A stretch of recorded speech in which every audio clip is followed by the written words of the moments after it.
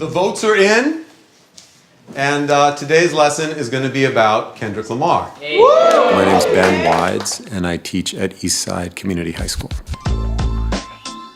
What we were doing here today was a lesson which I was calling Tracing It Back, which was to take an artist that the students are familiar with today, an artist they like, and try to use that to look at what are the sort of historical and musical legacies that might shape an artist like Kendrick Lamar. He always uses like his platform just to like talk about the real, like what's going on with the world, what's wrong with it, and like what's good about it. He's always trying to convey some sort of message to it. Okay. And the beats are really good too. And the beats are really good too? Okay. And it was less about sort of like a VH1 behind the music. I was more sort of using Kendrick and his music as a way to unpack some histories. He's tapping into something deeper. And the question is like, where does that come from? You're gonna be listening each group to a couple different songs. Choose one song from your station that you think represents an important connection that will help place Kendrick Lamar in historical context. The events of the 1960s and the Watts riots, it's an explosion of emotion and anger. Yeah. The context of his lyrics before he, knew about the Watts riots seems so meaningless now. Yeah. That there's like this big explosion of violence and against African Americans, and he's just sitting around writing love songs, and he's just like, why am I not writing about this? We chose this song because this was like very important for his time period. This song was kind of a song that brought together all races, but since it was an empowerment song, it really just kind of gave like this push for people to be proud of who they were. A similarity of like the mournful yet optimistic. I think one thing is just engagement, right? Like kids learn when they're engaged. There's this one line that says, I got power, poison, pain, and joy inside my DNA. It's like you want to be proud of who you are, but you also have that pain. So in your DNA and who you are, you have all these things kind of just mixed up.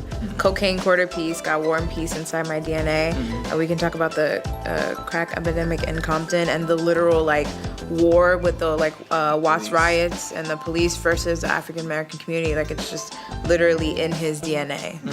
And I also think kids want to be engaged. They want to learn. So if they hear a song from an artist that they like, they're coming in already and they're like, oh, okay, I like this. What else you got? Well, we read about the crack epidemic as well as the white flight and the large movement of African Americans into Compton. And the NWA, their main purpose was to kind of cut through the bull and get straight to the point where it's like they're not trying to beat around the bush, they're being straightforward, they're kind of fed up with it. So we're not just gonna march anymore, we're past marching. We felt like it directly influenced Kendrick Lamar. What I saw happening here was kids were connecting the dots between the music and a historical moment. And then they were connecting the dots between music of that moment and music of another moment. But what that means is that they're also connecting the dots between one historical moment and another historical moment. And for me, that's the goal. Knowing who his influence are, it makes it even more powerful, his music. Knowing it's like, oh, this stems from this, and making that connection and to have this breakdown is really interesting for me. The thing I like the most is how excited students get about it. Students love this class. When I came to this class and we started listening to Elvis Presley and we're learning about James Brown, you can really hear how their life really is in the song. At the same time, I don't feel like I'm dumbing down.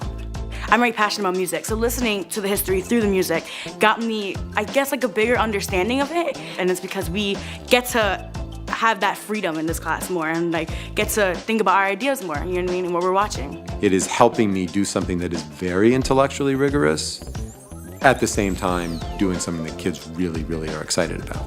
So that's a win-win.